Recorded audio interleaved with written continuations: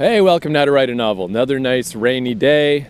Let's have my equipment get rained on. I think I've only got the, it's mostly covered up. I don't know, whatever, man. It's probably dangerous to let rain get on electronic equipment, but on the other hand, I've had this recorder for a long ass time, and it's been rained on like 100 times and it's still fine. Maybe eventually this rain will break it, but think of those 100 times that I got to use it without worrying. It's like, it's worth it just to not worry about your shit breaking. Because if it breaks, it breaks, and if it doesn't, then you saved yourself a lot of worry about something that wasn't going to happen anyway. And the plus side to rainy days is less people around. Less people. So, I can't remember if I said this before. I've done quite a few episodes of this podcast now. And there's a lot of redundancy to writing. That was kind of the idea, those first couple of months where I did a podcast every day. Part of the plan was just to really chronicle what the daily grind is like. And it's extremely repetitive. I mean, this is just a repetitive task. To write a book, you just got to write every day. And the next day you write some more, and the next day you write some more, and that's it. The actual stuff that you're writing should theoretically always be exciting and a new challenge, a new fucking puzzle to unfucking ravel. It should not be rote and repetitive, but the actual act itself, the actual habit that you need to establish, that's the definition of rote and repetitive. I'm sure there's some kind of saying about that, which I can't think of, but you know, how a mundane routine really is what you need as a base to make fantastically exciting, cool, creative shit. Two sides to every coin, everything's a paradox, yada yada yada. So anyway, what I wanted to mention, a couple things, but I took a streetcar downtown Toronto. I mentioned before how this Queen car, it's very slow, takes for fucking ever. But I left the house crazy early this time, and I still barely made it to where I was trying to get to in time. I wasn't late for once, but I only made it there like 15 minutes early, even though I left hours ahead of time. But anyway, yeah, this Queen car, it's very busy, very slow. And it's the kind of thing that would normally be like maddening, you know, where I got on real early, really close to where this streetcar originates. So I got a seat way in the back, and I got all packed in, people all around me. I was even kind of half pushed off my seat, just crammed in the corner of this streetcar. People all over. And then people all packing more and more into the streetcar as it went. Just very stuck. Literally stuck, but it even just feels, you feel mentally encroached upon. It's uncomfortable. It's just like, ugh. All these people. And everyone's just packed in like sardines, and fucking this streetcar is so slow. Just inching its way down the street and stopping at all the stops and stopping at all the stoplights and stopping for traffic and just sitting on this goddamn thing for like a fucking hour. Which, if I was just staring out the window, it would drive me fucking nuts. I hate sitting like that. Like I walk a lot just because I like walking more. I hate waiting for transit. I hate being on transit. Even if it takes 3 times longer, I would usually rather walk, because just walking feels good. I like the feeling of walking. And even if I was like listening to a podcast or even like watching a fucking movie on my phone, like eventually it's gonna buy me 20 minutes, but then I'm just still gonna be like, I hate this. I hate how this feels. I feel terrible. I wish I could just get off this thing. I'm getting stir crazy. I'm getting uncomfortable with all these people.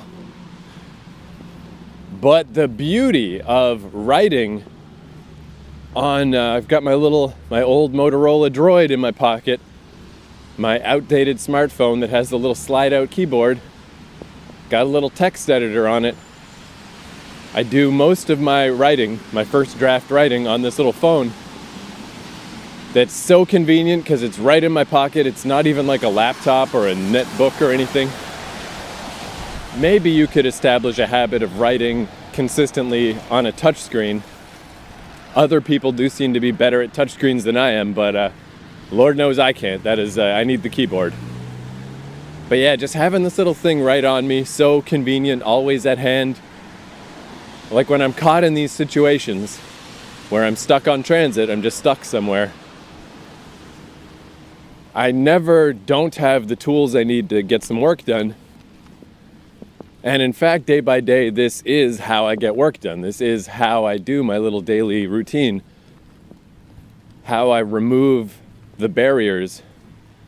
Where it's a nice thought to like, oh, I've got this desk in this one corner of my house, and that's where I always sit and write. Or I've got my laptop and I'll put it in my book bag and take it to the coffee shop and I'll write. That's all pretty reasonable. But any barrier, I think you should try to remove, because it's so easy to be like, well, I just wasn't home a lot today. Never had a chance to sit down at the old desk. Or I left the house in a hurry. Didn't have my book bag. Didn't have my little satchel with my netbook in it.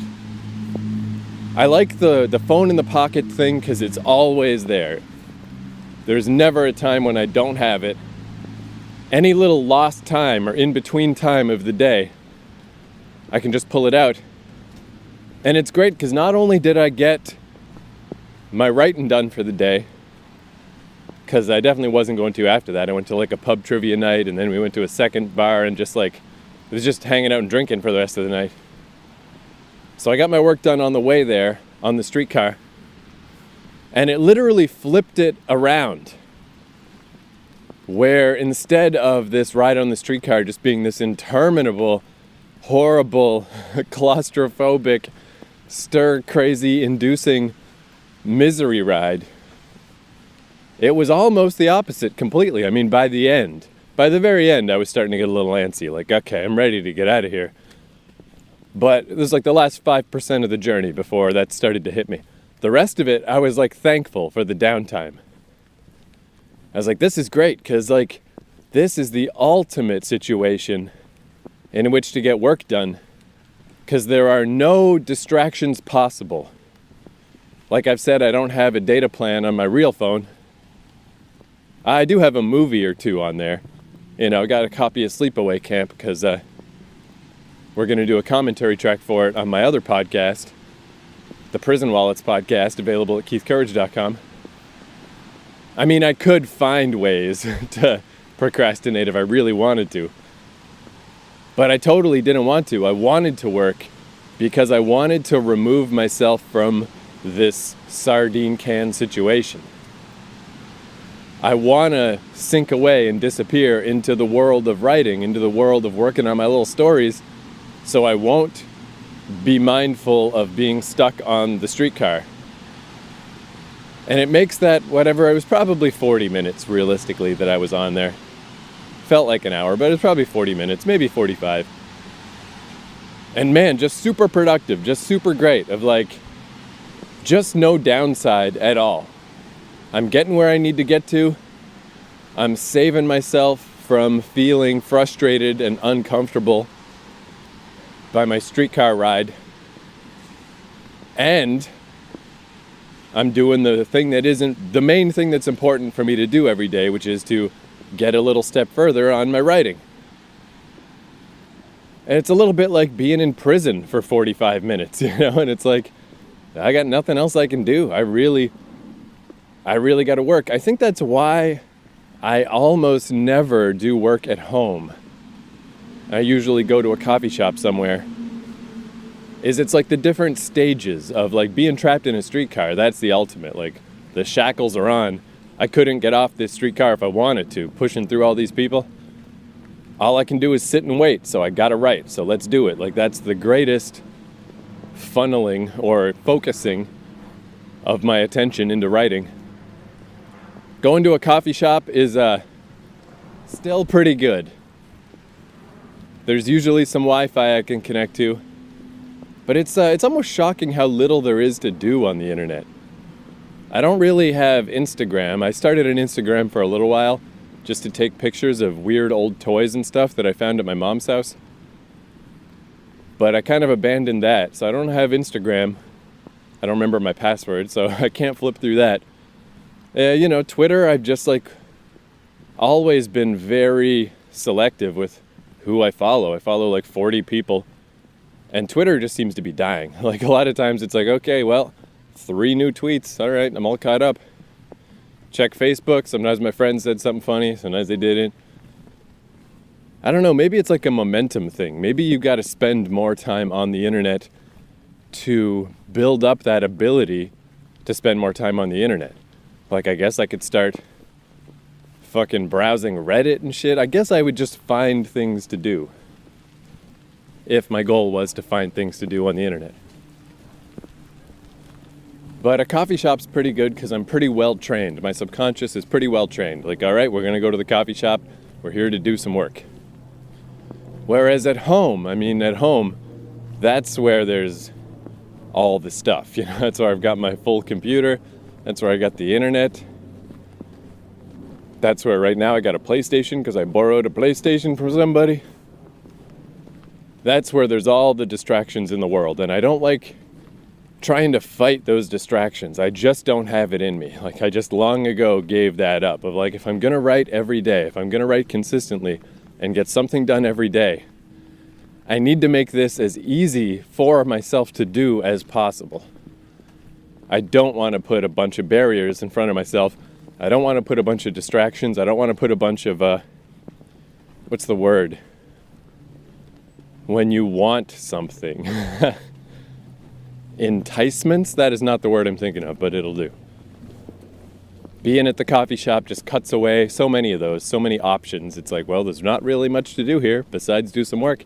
And being on the streetcar, there is nothing else to do.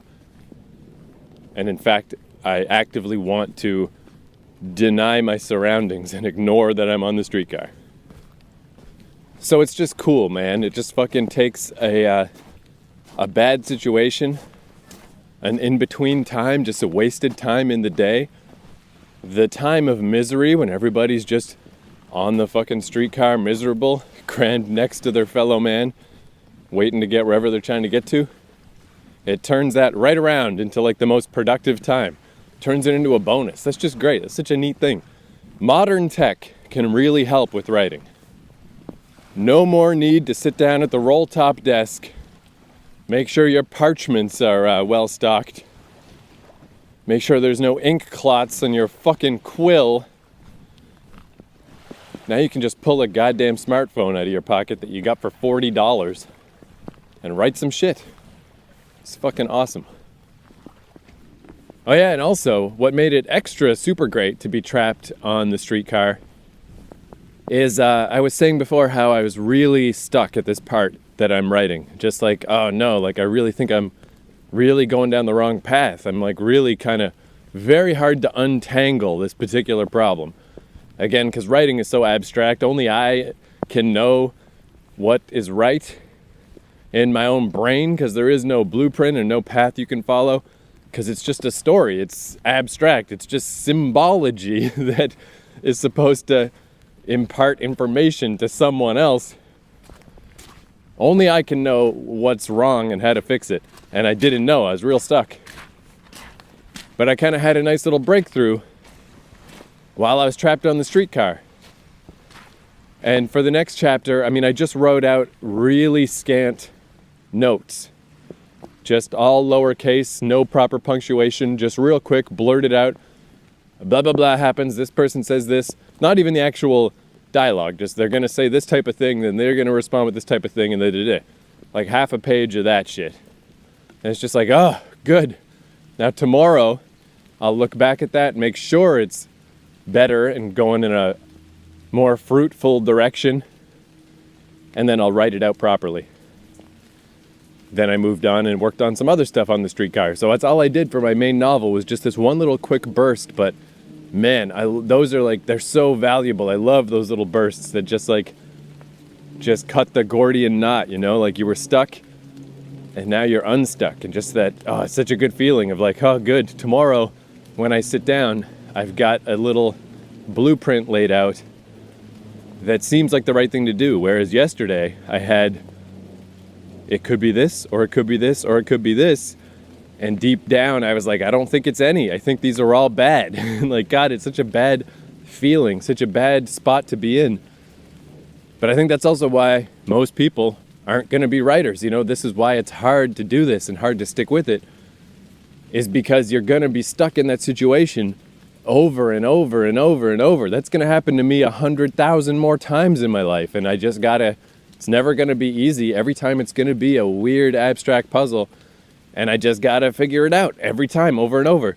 It's not pleasant, you know? If it was easy, everyone would do it. If it was easy and fun all the time, everyone would just be a writer. I think that's one reason why like Hollywood scripts and stuff are so bland, because they're so big on group processes of like just rewriting stuff. Yeah, let's just rewrite it again. Who cares what it was like before? Who cares if the rewrite's better or worse? Just rewrite it. Rewrite it 3 times. Rewrite it 8 times. Get a focus group in there. Anything to avoid that moment. Anything to avoid that feeling of personal accountability, because it is a terrible feeling. It's the feeling of hanging off the cliff, and it's like, is this the moment that it all ends? Is this the moment that I don't figure it out? Is this the moment that I realize I can't do this? Nobody likes to feel that way. But if you face up to feeling that way, and if you allow yourself to feel that way, and if you overcome that moment, that's what makes you a great writer. That's what makes you write cool, great shit. Where if you just find some way to bypass that feeling with some shitty group or some goddamn factory process of writing, just so you don't have to feel unsure, just so you don't have to feel bad about yourself, you're just gonna pump out a bunch of trash that sucks. But anyway, yeah, I got past that particular moment, and feels good, man. Feels real good. All right, so the other thing I wanted to say, I'm not really big on giving stylistic advice. There's like some general things. I'd say you should probably not be too fancy and flowery. But hey, maybe you should. I don't know. I mean, all that stuff's subjective. I don't like it, but hey, maybe, I guess, right? I think it's better to follow what you like and what you think will be good and what you want to do, and for it to go wrong, than to have things go wrong because you're trying to follow someone else's advice. Like I've talked in the past about weird writing teachers that say stuff like, said is dead. Never use the word said. Always find another way to say that. Which is insane advice, terrible advice, and just like cripples these poor kids that are learning these things, that they're trying to follow this fucking advice that is terrible and groundless and baseless. Or in my case, it was the show don't tell. I took that way too much to heart for way too long, really trying to just show internal landscapes of people by describing their face. It's fucking impossible. No one's gonna understand what you're trying to do. There's only so many ways you can describe the movement of a brow that have any meaning. It's terrible, terrible idea. And it's just because I heard that from someone and I just presume that's what you should do. And pretty much any advice, no matter how well-meaning, maybe it's applicable now at this current time in history. Maybe it'll look ridiculous in the future. Or maybe you're doing something weird now that in the future people will be like, that dude was ahead of his time. That's awesome. So mostly I don't think you should follow advice. That being said, I would like to offer a small piece of advice. And it's real simple, but the advice is just, do not write a paragraph that's only one sentence. Don't do it, you know? If it's dialogue, of course, that's fine. One line of dialogue, one paragraph, that's fine. But if it's just a descriptive sentence and the whole paragraph is one sentence, I want you to really take a hard look at that and really think about it and see if there's any good reason for it to be its own paragraph, or if you could just attach that sentence to the end of the previous paragraph and everything would be fine. Because basically, the one sentence paragraph is grade A douchebaggery. It is so lame. If you're doing it for a joke, that's okay. But if you're doing it in a dramatic sense, of like, this is the one, this is the bombshell sentence. Oh shit, can you fucking believe it? Look at this right here. I hate that. I fucking hate it. And I got practical examples because they just happened today. So I was at a used bookstore and I was like, fuck it, man. Let's get a book or two. It was raining, had to get out of the rain. And I can't remember what the last book was that I just finished. Oh, it was a book about a kid with a horrifying degenerative disease. That was a lot of fun. But it's been like 3 weeks since I finished that book. I try to only, read one book at a time. Just because I don't want to burden myself with too much stuff. I travel a lot. So I don't want to be dragging around a lot of books I'm not reading. So if I can't finish like one book, then I got to fucking shit or get off the pot. So I was looking through these books and I saw there was an Ursula K. Le Guin book. I don't remember which one. I've never read her stuff. I don't really know very much about her. And it's on my list. One of these days, gonna read some of her books. But this book, it was not a particularly great deal. It wasn't marked down very much. And I flipped it open, and that's what I saw. The first thing I saw was a paragraph that was only one sentence. I don't remember what the sentence was. I would have said it to memory, but I didn't realize I was going to do a podcast about it today. But just immediately, I just thought like, oh man, come on. And like, I'm very full of myself. I'm very self-important, for sure. I take my dumb shit way too seriously. I have my little fantasies about writing some book that'll change the goddamn world. But I'm not saying that's necessarily a good way to be. I mean, it's not a terrible way to be, because sometimes to make something great, you've got to be kind of full of yourself. You've got to be kind of full of shit. Otherwise, you just wouldn't attempt these things. You wouldn't overreach so far if you didn't have these like delusions of grandeur in your mind. I always think of it musically as like Axl Rose or Billy Corgan. You don't write a 10-minute song unless you're fucking full of yourself. But those guys have both written amazing 10-minute songs. So I'm glad they were full of themselves, because otherwise they wouldn't have tried to do that. So there's a certain benefit to that kind of douchebaggery. But I can also identify my own, Like, just to do that. Just to be sitting there, writing your book, and you hit the carriage return. You start a new paragraph. You type one sentence. And then you make a new paragraph. And it's just like, yeah, fucking eat that, fuckers. Think about that. That thing I just said, boosh. Huh? Isn't that some shit? Isn't that fucking weighty? Isn't that fucking serious? Ugh. Just don't do that. Oh yeah, so then the reason I decided to mention it is because the book I did buy was Metro 2034. I started playing the first Metro video game. And I didn't get very far, but I liked it. I thought it was pretty cool. And it's based on this series of Russian books. Similar to The Witcher. I started playing the first Witcher game. Didn't get very far, but it seemed cool.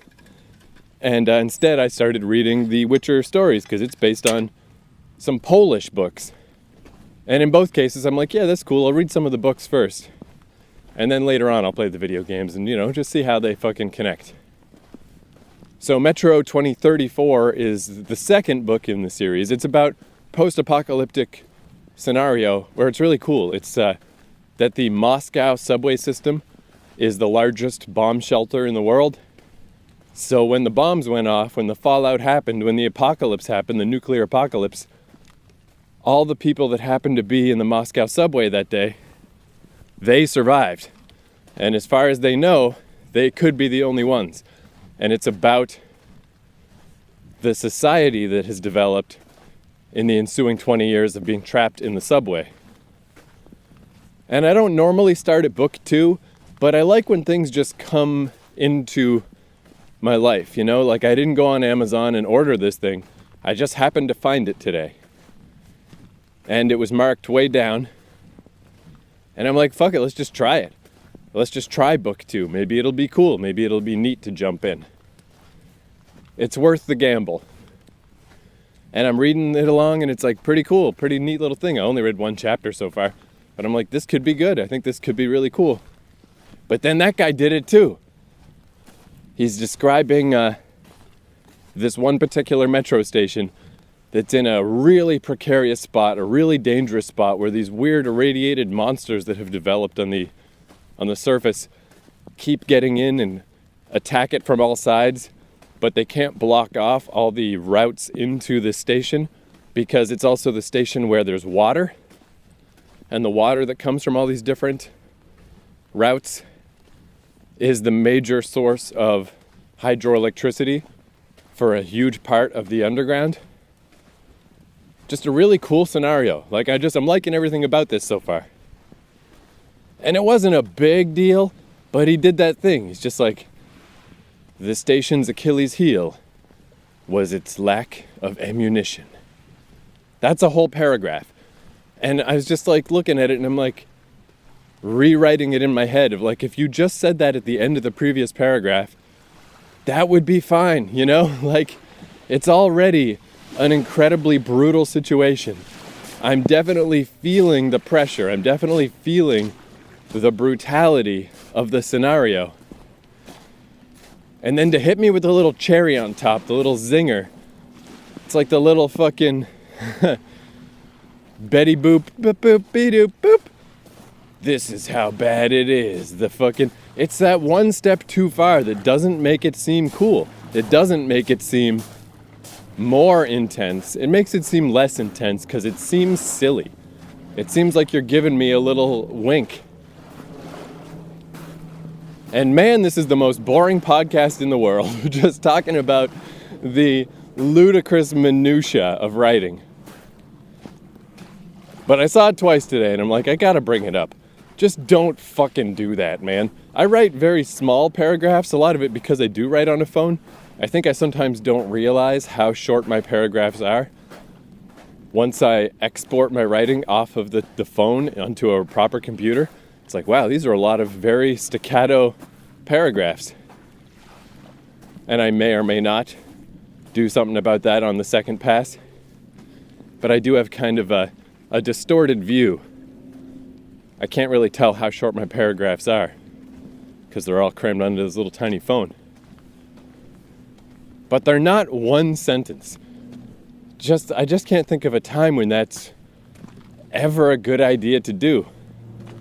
Except, like I said, maybe as a joke. Maybe that could work. But as far as a dramatic, straight-ahead fucking story, it just really rubs me the wrong way. It's just real bad. It's just bad, okay? It's just bad. So again, I'm not saying just follow my dumb rule, because who knows, whatever. Follow your own muse, follow your own style, do whatever you want. But at least think about it. If you find yourself writing a single sentenced paragraph, try connecting it to the previous paragraph and just see if it doesn't make you seem 10% less like a big fucking idiot. Just give that a try and just see how it goes. Do it for me. Thank you. All right, that's enough rambling in the rain. For Song of the Day, I just want to play, this is a little weird lost song. There's this band called Chronic Future that had one semi-hit in the mid-2000s called Time and Time Again or something like that. I only heard it because I had one of those Warped Tour compilations and that song was on it. But I liked that song so much that I always meant to go back and dig into that band. So just recently I started doing that, and just like always, it never pays off. It's never worth it. There's a reason there was the one song that was popular, because that's the one song that was good. But I did finally find one other song. I think it's called All Things Considered. And I just think this is weird. It's just like this little forgotten mid-2000s band with a forgotten mid-2000s song that it's just weird to think of all the songs that have just disappeared forever, that no one will ever think of ever again. And maybe this was one, but I really do like this song. And this band's whole thing is that they kind of mishmash together everything at the same time. So this starts with the kind of emo singing and breaks into the fucking MC rapper guy. It's definitely of its era, so let's all teleport back to the mid-2000s and listen to Chronic Future. And thank you for putting up with my rambling, and I'll see you next time. Well, I wanted to see all the things that I could see before I moved on to a perfect world. Well, I wanted to see all the things that I could see before I moved on to a world where you're not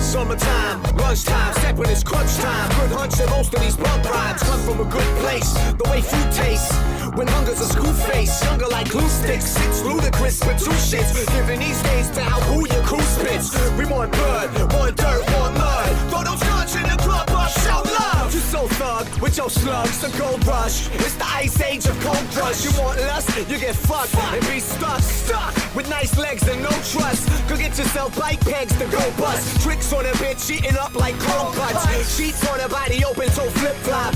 Another jagged chain toe with hip hop. I wanted to see all the things that I could see before I moved on to a perfect world. I wanted to see all the things that I could see before I moved on to a world where you're not